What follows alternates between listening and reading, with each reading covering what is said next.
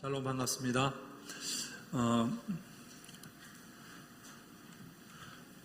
추석 명절이 오늘 시작이 되었는가요? 가는 길마다 다 막혀가지고 참 오고 가는데 너무 힘이 든 날입니다. 영종도에서 오는데도 거의 1시간 40분 이상 빨리 온다고 했는데도 그렇게 시간이 되었습니다. 이번에 오늘 인사를 드려야 될 분이 있는데요. 우리 키르기스탄의 우리 서진아 선유사님 사모님께서 이제 다음 주에 출국을 하시지만 오늘 저희가 뵙는 것이 마지막인 것 같습니다. 왜냐하면 다음 주에는 가족과 함께 또 있어야 될 시간이 있어서 우리 서진아 선유사님 자리에 잠깐 일어나실 때 우리 감사합니다. 또 잘 다녀오십시오 하고 박수 한번 부탁드리겠습니다. 네, 감사합니다. 최영 선생님께서는 매일 카톡 보내주시면서 말씀 안에 사는 거에 대한 기쁨으로 이야기를 나누고 계시는데 이제 또 사모님 가시면 또 한 자리가 또 메꿔져서 좀 든든하시리라 봐집니다. 항상 선교라고 하는 것도 저도 한 15, 16년 전부터 한 6년, 7년 전까지 매번 제가 있던 교회에서의 그 지교회를 세우고 처음부터 땅을 보러 다니고 또 선교지를 정하고 건축을 하고 그리고 입당 예배를 드리고 그리고 한 7년 동안을 매년 성도님들과 함께 모시고 가서 갈 때마다 어떻게 그 발을 닿는 때마다 그렇게 눈물이 나는지 모르겠어요. 그 땅에 하나님의 교회가 세워지고 또 주의 나라가 정말 그들에게까지 마음에 품을 수 있도록 하시는 그 은혜를 그들을 통해서 더 많이 느낀 것 같습니다. 선교지를 다니면서 더 많은 사명을 갖고 또 느꼈습니다. 여러분에게도 우리 목사님께서 기회가 또 되면 우리 성도님도 함께 기도하시면서 한번 선교지를 방문하는 것도 나의 신앙생활에 큰 힘이 되어진다는 것을 우리 함께 나눴으면 좋겠습니다. 네, 오늘은 사사기입니다. 사사기. 지난주에 이어서 오늘 사사기를 하는데요. 사사기는 한마디로 말하면 실패사입니다. 실패. 그죠? 실패사입니다. 왜 실패냐고요? 사사기에 나오는 12 영웅이 있어요. 시대적인 영웅이 있는데 영웅을 하나님께서 세우시죠. 하지만 그들도 다 실패자입니다. 그 속에 하나님께서 개입하시고 또 그 안에서 주관하시고 또 그로 하여금 하나님께서 세워져 가시는 그 놀라운 은혜에 어떻게 보면 국률의 하나님을 드러내는 이러한 이 사사기의 모든 내용이 포함되어 있기 때문에 그렇습니다. 거기에선 영웅만 비춰지는 것이 아니라 영웅 뒤에 있는 바로 하나님을 바라봐야 될 줄 믿습니다. 바로 시대적인 구원사가 바로 예수 그리스도를 예표하고 있듯이 구원자이신 예수 그리스도가 바로 이 시대에 또 우리의 왕임을 다시 한번 기억하게 하는 이런 사사기가 공부가 되었으면 좋겠습니다. 자, 우리 한번 사랑의 기도 주님 앞에 성경에 시작하기 전에 우리 한번 사랑하는 주님 기도 한번 하겠습니다. 시작. 사랑하는 주님, 제가 읽을 이 성경이 하나님의 말씀임을 믿습니다. 성경의 내용이 이해가 되든지 안 되든지 나의 자발적인 머리로 이해하지 않고 그 내용 그대로 인정하고 받아들입니다. 성령님께서 조명해 주셔서 정확하게 깨닫고 말씀이 삶이 되는 하루를 살도록 도와주옵소서. 예수 그리스도의 이름으로 기도드립니다. 아멘. 매일 성경 읽을 때마다 묵상하시면서 오늘도 성령님께서 내주하셔서 말씀에 대하여 조명하시고 말씀이 삶이 되는 말씀이 되게 해달라고 함께 기도하면서 시작하면 좋겠습니다. 자, 시대로 보는 사사기인데요. 먼저 우리가 이 흐름적으로 먼저 보면, 그죠? 족장시대로부터 시작해서 창조시대, 족장시대 이렇게 나가잖아요. 그래서 창조시대, 족장시대 우리가 어디까지 왔죠? 가나안, 출애굽, 가나안 시대. 그 다음에 가나안 정복시대에 지나가서 그 다음에 어디 왔죠? 어디까지 갔을까요? 오늘 배울 말씀 바로 사사기입니다. 사사시대까지 왔어요. 이제 여호수아로부터 땅 분배를 받은 사건 이후에 300년간에 있는 사사기의 내용을 이렇게 21장에 거쳐서 기록해 놓았습니다. 그래서 오늘은 이 말씀에 대한 이야기를 나눌 텐데요. 바로 지리로 보는 사사시대는 어디 머물렀을까요? 바로 가나안 땅에 머무른 이야기겠죠. 자, 그렇다면 지난 주간에 나누었던 이야기 중에 몇 가지를 한번 살펴보고자 합니다. 왜냐하면 사사기에 사사들의 구분이 반드시 필요하기 때문에 그렇습니다. 그래서 사사는 대사사, 소사사 이렇게 나뉘어집니다. 그래서 여기에 보면 특수한 상황에서 군사적인 역할을 감당하고 자신의 자리로 돌아가는 사사들, 이런 사람들을 우리는 대사사다 이렇게 얘기합니다. 올니엘, 에훗, 드보라, 그 다음에 잘하는 기드온, 입다, 삼손 이렇게 얘기하고 있고요. 그 다음에 소사사는 행정적이거나 사법적인 역할을 감당하는 종신직에 활동했던 사람들이라 성경에도 한 절 혹은 두 절, 짧게 말하면 그냥 있었던 일로 이렇게 넘어가는 사사들이 굉장히 많이 드러납니다. 그래서 이런 사사들을 우리는 소사사다 이렇게 얘기하는데, 삼갈, 둘라, 아일, 야일, 입산, 그 다음에 엘롬, 그 다음에 얍돗 이렇게 다 있어요. 압돈도 돼 있는데, 이렇게 해서 12명의 사사를 이야기합니다. 그래서 지난 시간에 한번 나눴었죠. 그래서 대사사는 나중에 선지자나 예언자의 계승을 하게 되고, 소사사는 왕으로의 계승의 반열에 오르게 되는 걸 볼 수 있습니다. 지난 시간에 우리가 쉬운 성경을 가지고 몇 군데를 살펴봤죠. 그 중에 여호수아의 죽음으로부터 시작이 되어지는 사사기의 시작이 이후의 세대와 어떻게 달라졌을까 하는 거죠. 그래서 2장 10절 말씀에 보면 여호수아와 같은 시대에 살았던 사람들이 다 죽었다. 그죠? 그리고 그 후에 자녀들이 자라났습니다. 그 자녀들은 여호와를 알지 못했으며 여호와께서 이스라엘을 위해 어떤 일을 하셨는지도 알지 못했습니다. 그래서 그들은 악한 일을 하였고 바알 우상들을 섬겼습니다. 그들은 여호와께서 보시기에 나쁜 일을 했습니다. 여기에 대한 전제는 이미 다 얘기하고 시작을 하죠. 왜? 같은 시대에 살았던, 여호수아 같은 시대에 살았던 사람은 다 죽었기 때문에 그 이후에 태어난 사람들이 왜 여호와를 알지 못했을까요?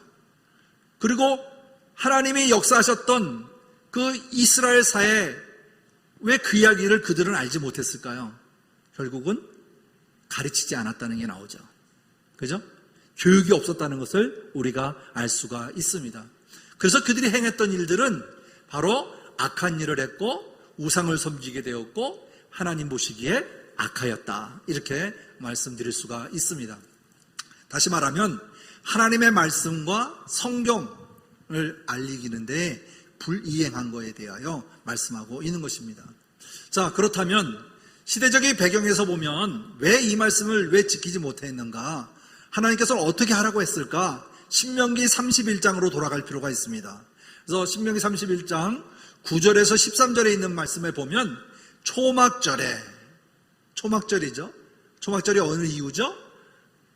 대속죄일 이후에, 그죠? 초막절을 맞이하게 되어지는데 11, 12, 13절에 보면 뭐라고 나오냐면 온 이스라엘이 내 하나님 여호와 앞 그가 택하신 곳에 모일 때에, 다시 말하면 모임이 있을 때에 여호와의 율법을 낭독하여 온 이스라엘에게 듣게 할지라, 이렇게 말하고 있습니다.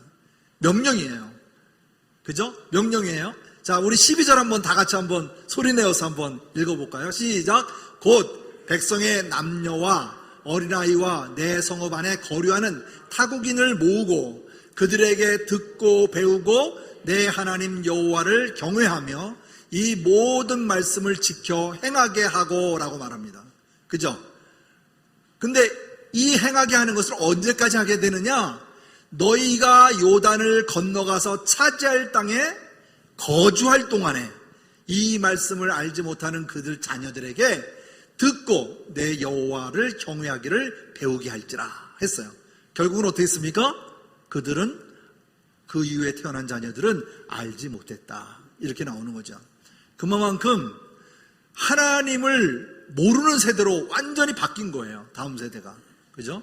그래서 그 이유에 대하여 오늘 이야기를 하는데, 마지막에 나누었던 것이 뭐냐면 여호와의 목전에 악을 행하였더라, 이런 말이 많이 나오죠. 그래서 악을 행하였다는 말이 어떠한 말을 대표할 수 있을까 하는 것을 살펴보니까 신앙적 타협, 무엇과 가나안 사람들과 가나안 족속들과 신앙적인 타협을 한 거죠. 왜? 하나님도 믿고 그들도 하나님으로, 그들도 신을 섬기고 겸하여 섬기는 일이 되어진 것이죠. 전쟁하여 그 땅을 탈취하라고 했지만 그것을 하지 아니하고 진멸하지 아니하고 그들과 합하여서 그냥 좋은 게 좋은 것으로 이렇게 타협하게 되어지는 것이죠. 그러다 보니까 이렇게 우상을 섬기게 되는, 그래서 타락한 하나님을 저버리는 바로 배교하는 신앙을 갖게 되어지고, 이것을 우리는 가나안에 염려했던 대로 그들을 진멸하지 않았기에 그들의 신을 따라갈 수밖에 없는 동조되는 이런 상황이 만들어졌다는 것을 알 수가 있습니다. 그래서 이것은 바로 뭐냐면 여호와의 중심의 나라가 아닌 혼합종교로 나라가 변질됐다는 것을 우리가 알 수 있습니다. 다시 말하면 지금 이들이 머물고 있는 가나안 땅, 하나님이 말씀으로 통치하시고 레위 지파를 통하여서 다스리고자 하셨던 이 하나님의 나라가 가나안 땅의 종교로 또는 그들의 문화로 바로 변질됐다는 것을 우리가 알 수가 있는 것이죠. 자, 그러면 오늘의 본문입니다. 사사기의 구조를 보면 분류하고 내용이 나오는데, 먼저 1장과 2장은 지난주에 우리 함께 나눴죠. 사사기 시대 배경을 설명하고 있습니다. 그 다음에 3장에서 16장까지는 12사사들의 이야기로 끝납니다. 사사가 재판장이라고 그랬죠. 바로 12사사의 이야기는 16장에서 끝나버려요. 그럼 사사기에 나오는 사사 인물들에 대해서는 더 이상 얘기할 수가 없죠. 그런데 하나님께서는 이 말씀을 이어가기 위하여 17장에서 21장까지 그 후에 나오는 말씀에 대한 왕에 대한 이야기를 예언하세요. 그걸 바로 뭐냐면 미가 신상 사건과 레위가 지파에서 첩을 얻는, 그리고 그 첩으로 인해서 사건이 일어나는 그 사건. 다시 말하면 레위에 타락되어 있는, 종교적으로 가르치는 자들이 완전히 타락해버린 것을 이 배경에서 설명하는 것으로서 사사기를 마치게 됩니다. 다시 어떻게 보면 사사기는 민족적인 문제도 있지만 그 중에 가장 큰 문제가 하나님께서 레위 지파를 통하여 백성들에게 하나님의 말씀과 율법을 가리키라고 했던 것을 이행하지 않은 것에 대한 그 결과를 얘기해주고 있는 것이기도 합니다. 자, 그렇다면 사사기의 구조 중에 이와 같이 악순환이 있어요. 악순환이 있는데, 첫째 배신, 두 번째 심판, 세 번째 회개, 네 번째가 구원과 평화에 이르는 것을 얘기하고 있습니다. 이것을 7번 반복하여 설명하고 있어요. 근데 반복할 때 어떻게 하냐면 이 나선형의 모양으로 갖고 있는데, 이 나선형 모양은 점점 악하여져 가는 것을 볼 수 있어요. 개인에서 지파에서 이스라엘 백성의 전체 이르기까지 점차적으로 악해져 가는 모습으로 나선형의 모습을 갖고 있다 하는 것을 볼 수 있겠죠. 자, 그렇다면 말씀의 구조를 가지고 설명해 보게요. 자, 배신, 첫 번째 배신, 이것은요 3장에 나오는 우리 말씀을 통해서 볼게요. 3장에서 나오는 이 온니엘 사사에 대해서 어떻게 하나님께서 이 구조를 설명하고 있는지 한번 보실 필요가 있습니다. 그래서 3장 7절 말씀에 보면 이스라엘 자손이 여호와의 목전에 악을 행하여 자기들의 여호와를 잊어버리고 바알과 아세라들을 섬긴지라, 이렇게 말씀하고 있죠. 하나님을 버리게 되는 거죠. 그죠? 이것을 우리는 배신의 개념으로 보고, 두 번째는 뭐냐면 8절 말씀에 심판이 나오는데 여호와께서 이스라엘에게 진노하셨어요. 그죠? 진노하사 그들을 메소포타미아 왕 부산 리사다임의 손에 어떻게 하셨다고요? 파셨어요. 누가? 여호와께서 그들을 진노하시기 위해서 그들을 팔아버렸다 이렇게 얘기하고 있어요. 얼마 동안? 8년 동안. 이해되시죠? 그러니까 그들이 어떻게 됐을까요? 하나님이 없는 곳에서 심히 고통을 받는 것이죠. 그죠? 어려움을 겪는 것이에요. 자, 그러다 보니까 이들이 회개하게 돼요. 하나님을 찾게 되어집니다. 더 이상 발버둥 쳐봐야 얻어질 게 없기 때문에 얼마나 고된 경우가 있겠어요. 그래서 9절 말씀에 보면 이스라엘 자손이 여호와께 부르짖음에, 비록 한 절만 얘기하고 있지만 그 부르짖음에라고 하는 것은 민족적인 부르짖음이에요. 모든 사람들이, 이스라엘 백성들이 하나님 앞에 온전히 부르짖는 이야기를 하고 있는 거죠. 그죠? 우리를 이곳에서 어떻게 해달라고? 해방시켜달라고, 우리를 구원해달라고, 그죠? 부르짖는 내용이 나옵니다. 그래서 그 이후에 말씀에 보면 여호와께서 이스라엘 자손을 위하여 한 구원자를 세워 그들을 구원하게 하시니 그는 갈렙의 아우 그나시스의 아들 온니엘이더라. 이게 보면 배신과 심판과 회개와 구원이 요 몇 절 안 되는 내용에 다 포함이 되어 있어요. 그렇죠? 이런 과정들이 12명의 사사를 예를 들어 보면 다 반복적으로 이러한 악순환의 구조를 가져가고 있다 하는 것을 볼 수가 있습니다. 자, 점점 악해져가는 나선형의 모습, 이렇게 제가 사진을 그림에 넣어놨는데요. 이해 쉽게 넣습니다. 그 다음에 12명의 사사는요, 각 지파의 한 사람씩을 택하였다는 것을 볼 수 있어요. 이외에도 많이 있었을 것 같아요. 하지만 12지파를 의식하여서 한 지파의 한 사사를 대워서 그들이 어떻게 했음을, 다시 말하면 전 지역이 다 악하였다라는 것을 말하고 있는 거예요. 어느 한 지역만 악한 것이 아니라 전 지역이, 하나님의 자손들이, 백성들이 전부 다 악해져 있음을 얘기하고 있다, 이렇게 보시면 되겠습니다. 그래서 사사들을 세우시는 것은 하나님의 자비하심이며 반복하여 베푸시는 하나님의 은혜임을 우리는 기억해야 한다. 왜냐? 아까도 얘기했죠. 배신하면, 그죠? 심판하시고, 심판으로 끝났으면 되는데 또 그들을 부르짖음의 회개를 통하여 다시 또 사사를 세워 그들을 구원하시는, 이것을 한 번도 아니고 반복적으로 하고 있다는 거 아니겠습니까? 그럼 사사시대만 그랬을까요? 오늘날 나에게도 반복적인 이 일로 인하여 바로 내 안에 있는 나를 다시 한번 드러내고 하나님 앞에 나아갈 수 있도록 하나님이 세우셔가는 것을 우리가 볼 수 있겠습니다. 자, 그렇다면 12사사의 이야기를 한번 나눠보겠습니다. 온니엘, 에훗, 삼갈. 우리 한번 12사사 한번 읽어볼까요? 시작. 온니엘, 에훗, 삼갈, 드보라, 기드온, 둘라, 야일, 입다, 입산, 엘론, 압돈, 삼손. 이게 성경에 나오는 그 장수별로 나오는 인물을, 사사들을 그대로 나열했습니다. 저기 보시면 요즘 가지고 있는 자료에도 있지만 전체 이스라엘의, 그죠? 땅을 분배한 사건을 보면 거의 다, 그죠? 다죠, 다 선지자들이, 다시 말하면 사사들이 세워서 하나님 앞에 바로 서기 위해 기도했던 것을 우리가 살펴볼 수 있습니다.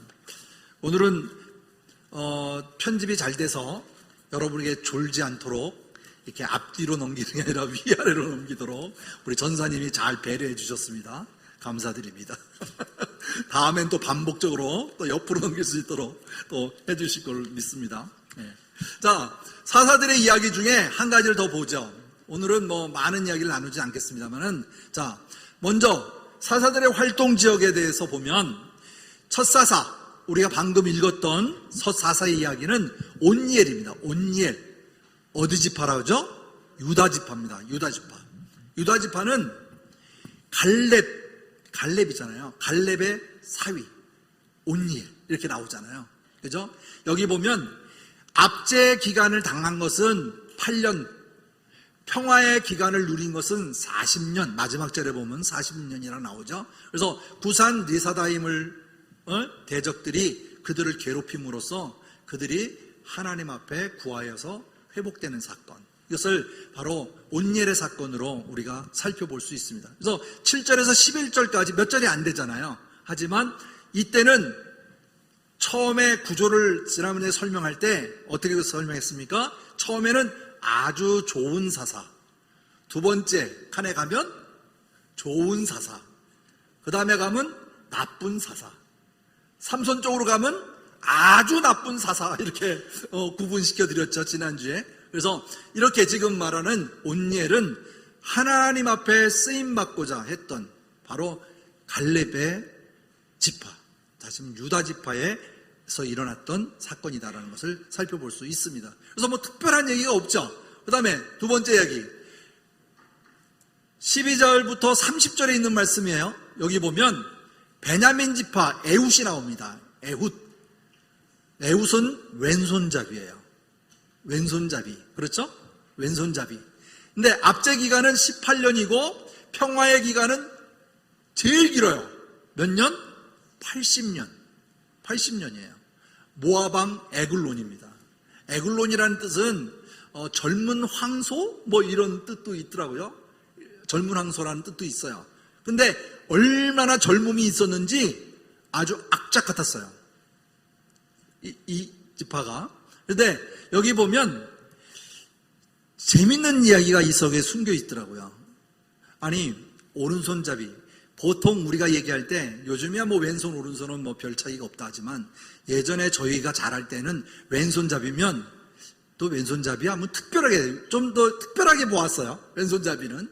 근데 양손을 쓴다 그러면 더 뭐 좋게 봤겠지만, 그래서 이 왼손잡이라고 하는 것을 드러냈어요. 사사에. 그죠? 에훗은. 근데 지파가 어디예요? 베냐민 지파잖아요. 베냐민 지파. 베냐민 지파는요, 베냐민이라고 하는 이름 속에 오른손으로 들린다라고 하는 하나님의 그 야곱이 이름 지어줄 때 세운 바 있어요. 요셉과 베냐민은 누가 나왔죠? 라헬이 나왔어요. 그죠? 라헬이 베냐민을 낳자마자 죽었어요. 그랬더니 야곱이 얼마나 그를 슬픔에 차서 그를 아꼈는지 모르잖아요. 그죠? 그렇게 키웠던 사람이야. 그래서 베논이라고 했어요. 슬픔. 자기 라헬이 죽은 거에 대해서 슬픔에 차 있는 것으로 해서 베논이라고 이름을 지었다가 야곱이 베냐민으로 하나님의 오른손으로 들려 쓰실 것이다라고 해서 베냐민의 이름을 바꿨거든요. 근데 타락하고 나니까 베냐민 지파에 누가 사사를 들었어요?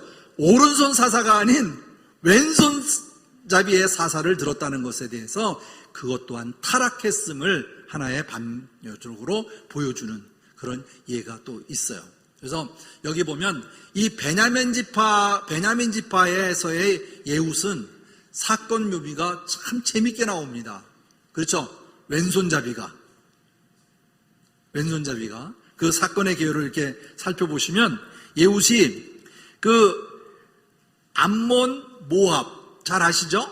룻의 딸들이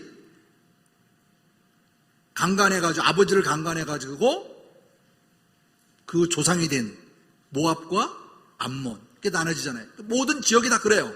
그런데 이 상황에서 보면 하나님께서 에훗을 세우게 하시고 그 에훗이 에글론을 죽이려고 왕궁에 들어가는 사건이잖아요. 그죠? 그래서 그를 어떻게 합니까?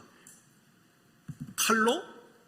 왼손잡이니까 너무 묘사하게 나왔어요. 제가 한번 해봤거든요. 왼손잡이는 칼을 오른손에 찰까요? 왼손에 찰까요? 이쪽에 차야 되겠죠? 그죠? 성경에도 그대로 나와 있어요. 반대로 나와 있지 않아요. 우리가 예전에 뭐 광화문에 이순신 장군이 뭐 칼을 오른손잡이냐 왼손잡이냐 지금도 논란거리지만, 예? 어떻게 칼을 이렇게 뺄 수 있느냐, 이렇게 빼야지, 뭐 이런 데 말도 있고 여러 가지 있고. 근데 중요한 건 뭐냐면 이 말씀의 내용이 중요하진 않아요. 이러한 사건이 있었다는 게 중요한 것이죠. 그런데 여기 보면 왼손으로 찔러서 등까지 창이 나올 정도로 해서 그를 죽였다는 게 나오죠. 그리고 그는 도망가 버리고 시녀들이 밖에서 봤을 때 어떡하죠? 아무 반응이 없으니까 화장실에 갔나 보다 이렇게 생각했던 것이죠. 자, 그로 인해서 얻어진 것이 뭐냐면 바로 에훗이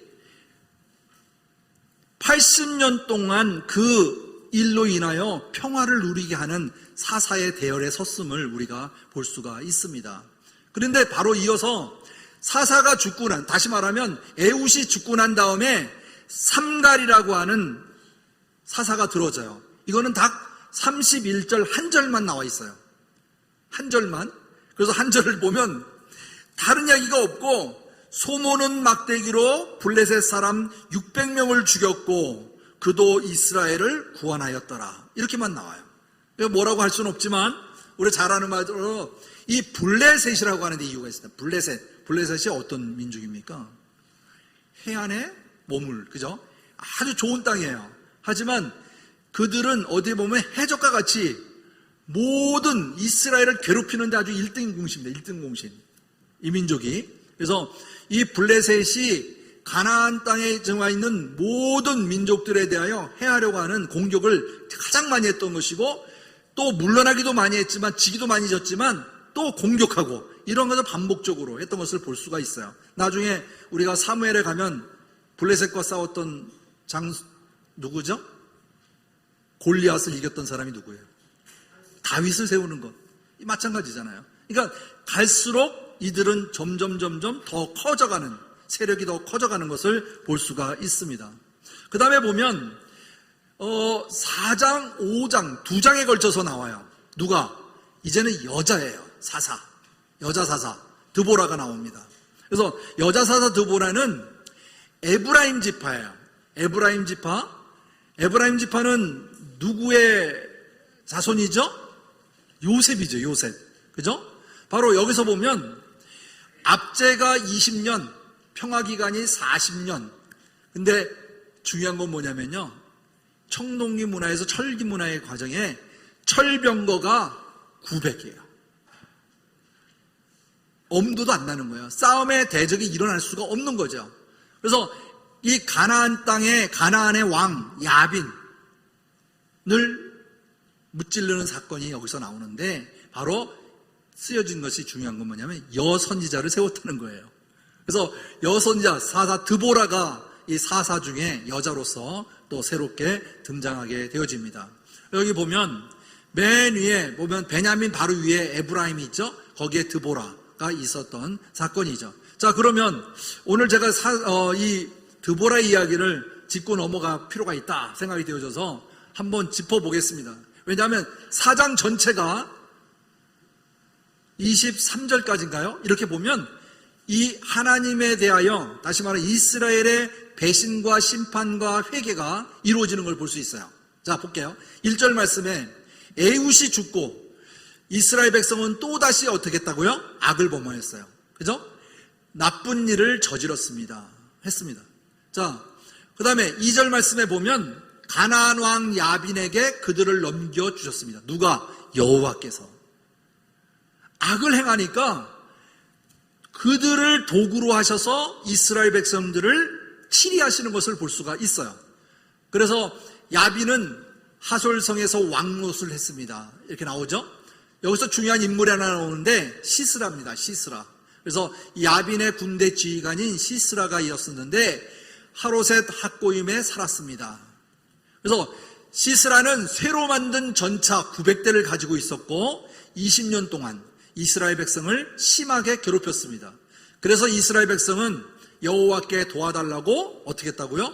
부르짖었습니다. 이렇게 나오죠. 제가 지금 보는 것은 쉬운 성경입니다. 쉬운 성경. 이해하기 쉽게 하라고 해서 쉬운 성경을 기록해 놨습니다. 자, 그 다음에 그러면 4절부터 6절에 있는 말씀 이어가 볼게요. 어떻게 나오는가? 그때에 라피도의 아내인 여예언자 드보라가 이스라엘의 사사가 되었습니다. 이제 구원, 하나님의 구원에 이제 있는 것이죠. 자, 드보라는 어디서 있냐면요, 바로 이스라엘 사람들을 여자에게 다시 말하면 드보라를 찾아가서 재판을 많이 받았다. 그러니까 재판장이었던 것을 우리가 알 수 있어요. 근데 중요한 건 뭐냐면 6절 말씀에 드보라는 바락에게 심부름하는 사람을 보내어 그를 불러오게 했습니다. 그래서 쭉 이어나가다 보면 납달리와 스불론 지파 사람 몇 명? 10,000명을 모아 다볼산으로 가거라 라고 하는 명령을 서로 바락에게 얘기하게 되어집니다. 자, 그랬을 때 이 야빈 군대 지휘관이 이 시스라를 너에게 오게 할 텐데 너는 기송강에서 시스라와 그 전차와 그 군대를 맞이할 것이다. 그러니까 두려웠을 거 아니에요. 그러니까 하는 얘기가 8절 말씀에 당신이 나와 함께 가면 나도 가겠습니다. 그러나 당신이 나와 함께 하지 않으면 나도 가지 않겠습니다 라고 얘기해요. 그랬을 때에 9절 말씀에 드보라가 얘기합니다. 뭐라고 얘기합니까? 여호와께서 이미 싸움을 이기셨다는 것을, 행하신다는 것을 말씀하고 있어요. 그래서 물론 나도 당신과 함께 가겠습니다. 그러나 이 싸움에도 이기더라도 당신의 돌아갈 영광은 없습니다. 여호와께서는 한 여자에게 시스라를 물리치도록 하셨습니다. 바로 이 이야기예요. 그래서 드보라는 바락과 함께 어디로 갔다고요? 게데스라고 하는 곳으로 갔습니다. 게데스는 저 위쪽이거든요. 그래서 게데스에서 바락은 스불론과 납달리 백성을 불러 모았고 10,000명이 바락을 따라갔습니다. 드보라도 바락과 함께 갔습니다. 약속을 지켰던 것이죠. 자, 그 이후에 나오는 이야기들을 보면 이 사건의 전개입니다. 다 전개. 근데 중요한 건 뭐냐면요, 여호와께서 시스라를 어떻게 했다고요? 여호와께서 당신을 도와 시스라를 물리치게, 그죠? 오늘 하실 것이다 라고 말씀하시는 것이죠. 그래서 여기서 이 10,000명을 이끌고 내려가서 이 전차를 부시고 그 모압에 있는 사람들을 다, 그죠? 블레셋의 벨레셋이죠. 이 모든 것들을 다 처리하게 되어지는데 놀라운 건 뭐냐? 바로 이제 시스라예요. 시스라만 살아서 도망가게 되어집니다. 모든 걸 다 소진하고 다 잊어버리고 도망가게 되어지는데 그 중에 남은 사람은 한 사람도 없었다 이렇게 나오죠.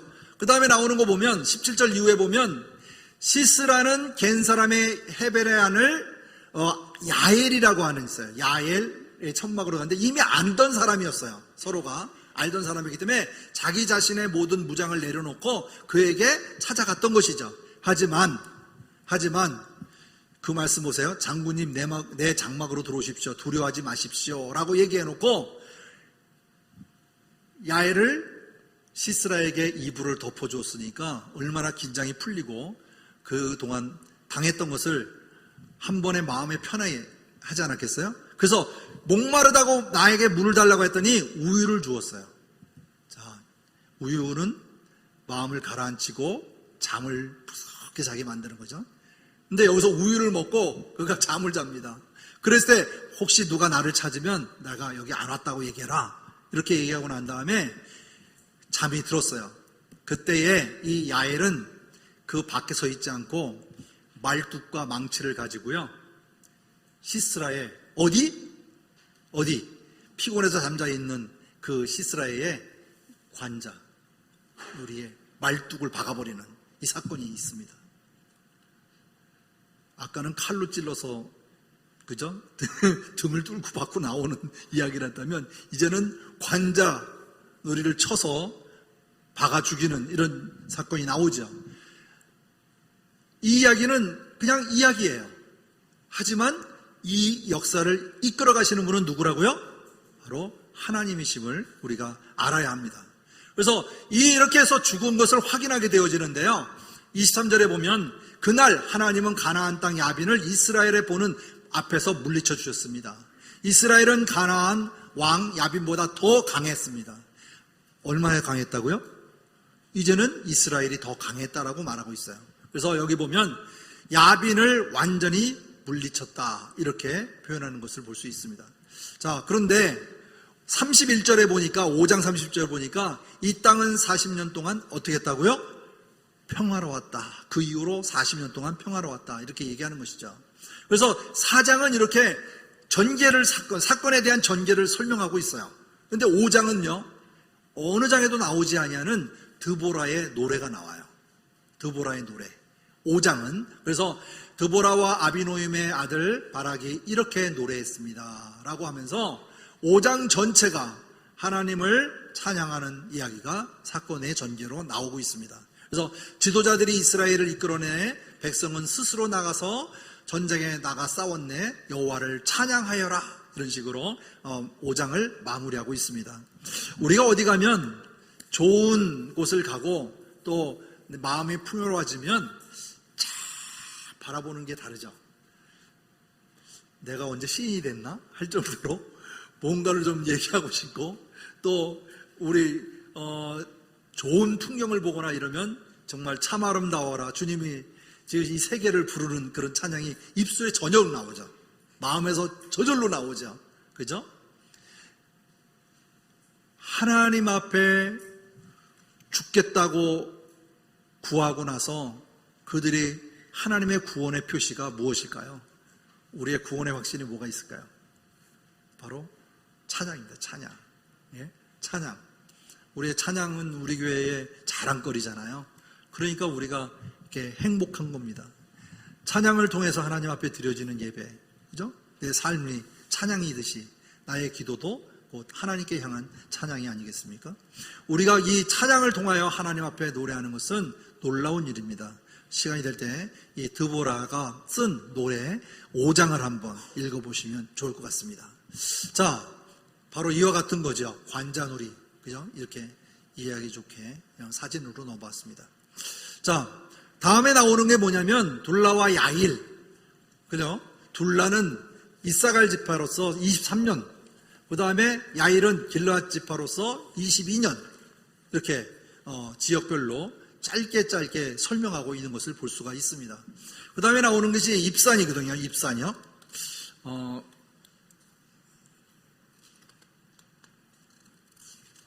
자, 입산은 7년인데 특징에 국제결혼이라고 이렇게 물음표를 해놨어요. 왜 그럴까요? 그 자료에서 보시면 아시겠지만 중요한 건 뭐냐면 자녀의 너무 많은 인원을 국제결혼 시켰어요. 아들 30명, 딸 30명. 예? 뭐 짧은 이야기로 나오지만 바로 이와 같이 아들 30명, 딸 30명을 국제결혼한 걸로 나오죠. 근데 중요한 건 뭐가 있을까요? 열왕기상 11장 2절 말씀을 찾아보니까 여호와께서 일찍이 여러 백성에게 대하여 이스라엘 자손에게 말씀하시기를 너희는 그들과 서로 결혼하지 말며 그들도 너희와 함께 결혼하지 말게 하라. 그들이 반드시 너희의 마음을 돌려 그들의 신을 따르게 하리라 하셨으나 솔로몬이 그들을 사랑하였더라. 이러면서 솔로몬의 많은 왕비를 두고 첩을 둔 이야기가 대해서 나오는 것이죠. 다시 말하면 이스라엘 백성 외에 하나님을 아는 자 외에 어떻게 하지 마라? 결혼하지 말라 하는 거죠. 근데 입산은 어떻게 했다고요? 아들들을 이방인들과 결혼시킨 사건이에요. 예? 짧게 나오는 이야기지만 이만큼 말씀에 대하여 타락했음을, 하나님의 삶 속에서의 그들은 살고 있지 않다는 것을 우리가 알 수가 있겠죠. 그 다음에 나오는 게 스불론 지파와 에브라임 지파인데 여기 보면 10년과 8년 각 짧게 이렇게 표현되어 있는 것입니다. 이것들은 우리가 한번 넘어가면 좋겠습니다. 그래서 사건의 개요를 전체적으로 돌아봤습니다. 자, 그러면 내 삶의 왕은, 내 삶에 누가 왕인가 하는 것을 한번 여러분에게 물어보고 싶어요. 자, 여러분은 내 삶에 누가 왕입니까? 귓가에 들리도록 시작. 역시 소영이가 벌써 하나님.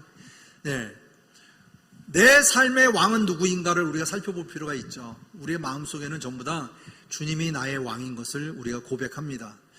자, 그렇다면 이 왕에 대한 이야기를 나눌 때 이스라엘 백성들이 하나님의 말씀 속에 그 왕이라고 하는 개념을 볼 때 자기의 소견대로, 그죠? 자기의 생각대로 옳은 일을 행하였다는 것 때문에 가정 공동체가 붕괴가 되고, 그 다음에 우리가 말하는 것은 결혼도, 오늘날입니다. 오늘날 개인적인 이유지가 많다 보니까 결혼도 안 하고 자녀도 안 낳고, 그 다음에 또 하나 올라올 건데요, 말씀 교육도 없는 이러한 일을 통하여서 가정이 완전히 붕괴되는 바로 이러한 사건들이 있습니다. 바로 내가 왕인 경우예요. 내가 왕인 경우, 하나님을 왕으로 모시지 아니하고 내가 왕인 경우에 이렇게 되어지죠. 또 한 가지 볼게요. 공동체 중에 또 하나의 공동체가 있는데, 오늘 말씀 목사님도 말씀해 주셨는데 가정 공동체와 교회 공동체가 있는데, 교회 공동체도 마찬가지 하나님의 주인, 내 안에 하나님의 주인이 되지 않고 교회의 주인이 되지 않는다면 바로 교회 공동체가 무너질 수밖에 없어요. 왜? 하나님 중심이 아니라 자기 중심적인 신앙이 돼버리기 때문에 내가 하는 것이 다 옳고 남이 하는 것은 옳지 않은 것으로 비춰지게 되죠. 그래서 보니까 누가 다수결에 의해서 뭐가 좋다 그러면 우르르 따라가는 거죠. 그죠? 옳고 그름의 판단이 대중을 통해서 이루어지는 사건들, 이런 것들을 우리가 교회 안에서도 종종 보게 되지고, 많은 교회들이 그 일로 인해서 무너지는 교회도 상당히 많이 있은 거죠. 자, 뿐만 있겠습니까? 지식적으로나 종교적으로도 말씀을 게을리하지 않고, 다시 말하면 목사님의 말씀을 우리가 들을 때 내 중심으로 듣는다는 거예요. 설교에 30분, 40분의 설교보다 예화했던 것만 기억해 가는 거. 그죠? 웃긴 얘기만 해주면 그 소리만 아멘 하는 것이 받아들이는 모습만 드러내고, 나머지 시간은 나의 신앙이 잠재워져 가는 그런 모습들. 이것이 뭘까요? 바로 이러한 내 안에 주님이 없을 때, 내 안에 주님을 모시지 않았을 때에 생기는 바로 문제점이죠. 그렇다면 우리는 진정한 왕은 누굴까요? 우리의 진정한 왕, 우리의 진정한 왕 다 외칠 것입니다. 하지만 사사시대에는 뭐가 없었다고요? 왕이 없었기에. 다른 블레셋이나 주변 국가들은요 전부 다 왕이 있었어요. 그래서 뭔가 통치적으로 움직이는 것 같아요. 그래서 뭔가 시작하면 전부 다 해서 전쟁에 나가서 승리하는 것 같아요. 근데 이스라엘은 왕이 없기 때문에 자기의 생각대로 다 활동했다는 거예요. 이해되죠? 그러니까 내가 옳은 거예요. 우리 집안에서는 내가 왕이야. 그죠? 바로 이런 것. 바로 이 왕이 없었기 때문에 일어나는 사건. 그래서 성경에는 딱 두 군데, 사사기에 두 군데가 나오는데 17장 6절 말씀. 우리 한번 다 같이 해볼까요? 시작. 그때에는 이스라엘의 왕이 없으므로 사람마다 자기 소견에 옳은 대로 행하였더라, 이렇게 얘기합니다. 근데 맨 마지막 절에 보면 21장 25절, 사사기의 맨 마지막 장 마지막 절이에요. 똑같은 말씀을 하고 있어요. 반복적으로. 이해되죠? 아까 뭐라 그랬습니까? 1장부터 쭉 이어서 16장까지의 사사기의 모든 인물에 대한 마치고 17장부터 21장까지 가는 데에 별책에 대한 얘기를 한다고 그랬잖아요. 근데 시작 부분에 뭐부터 나오니까요? 바로 이스라엘의 왕이 없으므로 라고 합니다. 이스라엘의 왕이 없으므로. 바로 이 사건을 통해서 사건의 전개가 이루어진다 하는 것을 볼 수가 있습니다. 그래서 여기 보면 왜 사사시대가 자기가 왕이 된 시대가 되었나 하는 거예요. 왕이 없기 때문에 누가 돼요? 내가 왕이 되는 거죠. 내가 된 왕. 저 사파가 만지 모르겠네. 왕이 된 남자인데, 자, 사사시대에 자기가 왕이 된 것. 왜? 왕이 없기 때문에 자기의 소견대로. 자, 그래서 그렇다면 오늘은 요 레위 지파만 짚어보고 마치는 걸로 하겠습니다. 자, 왜 하나님은 레위 지파에게 땅을 주지 않았나 하는 거예요. 왜? 땅을 주지 않았나? 왜 안 주셨죠? 땅을 왜 안 주셨을까요? 우리 잘 아는 바와 같이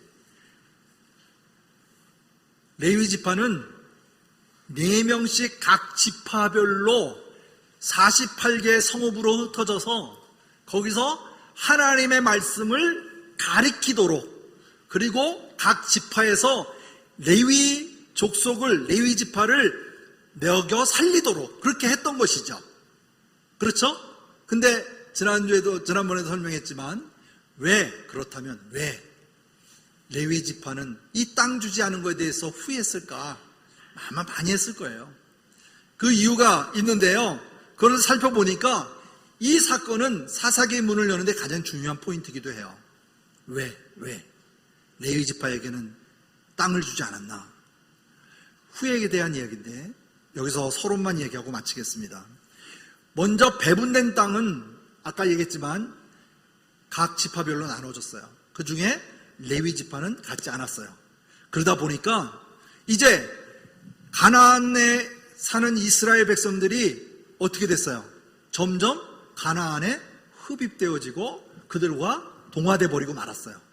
그러다 보니까 이들에게 이제는 말씀을 듣지 않고 말씀을 내가 상고하지 않으니까 말씀을 들으려 하지 않는 거예요. 레위 지파가 아무리 하나님의 말 율법을 가리키려고 해도 그거를 들었을까 안 들었을까요? 듣지 않는 거예요. 그러니까 레위 지파를 먹여 살렸을까요? 못 살렸을까요? 못 살린 거예요. 그러니까 레위 지파들이 그로 인해서 정해진 곳, 그곳을 떠나서는 아니 되는 48개 성읍을 떠돌아다니기 시작한 거예요. 뭘 위해서? 먹고 살기 위해서. 레위 지파 사람들이. 그래서 나중에 17장, 18장에 넘어가면 베들레헴에 있는 레위 지파가 어디로 가요? 미가의 집으로 가게 되는 사건이 나오죠. 그 지파에, 그죠? 미가에 가서 제사장이 되잖아요. 이런 일들, 떠나는 사건들이 나오는 거예요. 그 지역을 벗어나게 되는 사건이 나오는 거예요.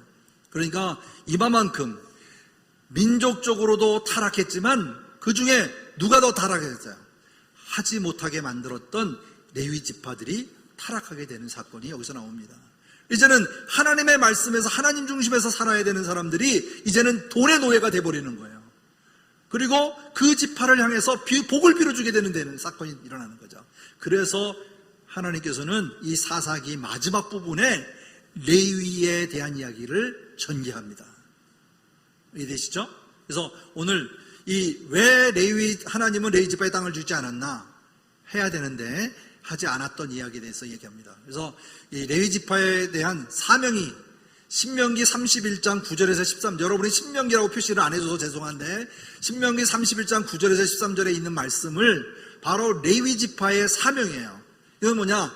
하나님 나라의 국가 운명의 핵심을 담당하는 바로 이 레위 지파들이 해야 될 일인데 이것은 뭐예요? 아까도 우리가 나눌 읽었잖아요.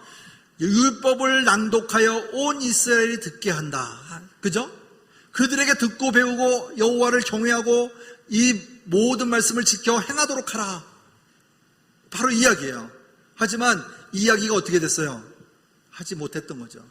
그래서 이 30절부터 12절에 있는 말씀은 우리는 레위 지파의 사명문이다 이렇게 얘기를 합니다. 레위 지파가 사명에 대하여 설명하고 해결해야 되는 건데 가장 중요한 건 어디 있을까요? 맨 밑에 있습니다.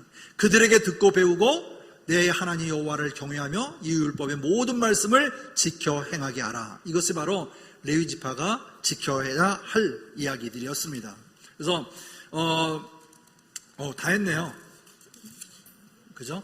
네, 이 문제는 다음 주에 이어서 가도록 하겠습니다. 그래서 레위 지파의 사명문에 대한 레위 지파가 왜 오늘 이야기대로 레위 지파에게 왜 땅을 주지 않았나로 다음 주에 시작을 해서 다음 주에는 레위 지파로 인하여서 얻어지는 사건들 얘기 나누고 그 다음에 대사사 아까 얘기했죠? 대사사 중에 있는 사사들 기도부터 시작해서 몇 사사를 다뤄보는 것으로 해서 넘어가도록 그렇게 하겠습니다. 오늘도 내 안의 주인은 누구라고요?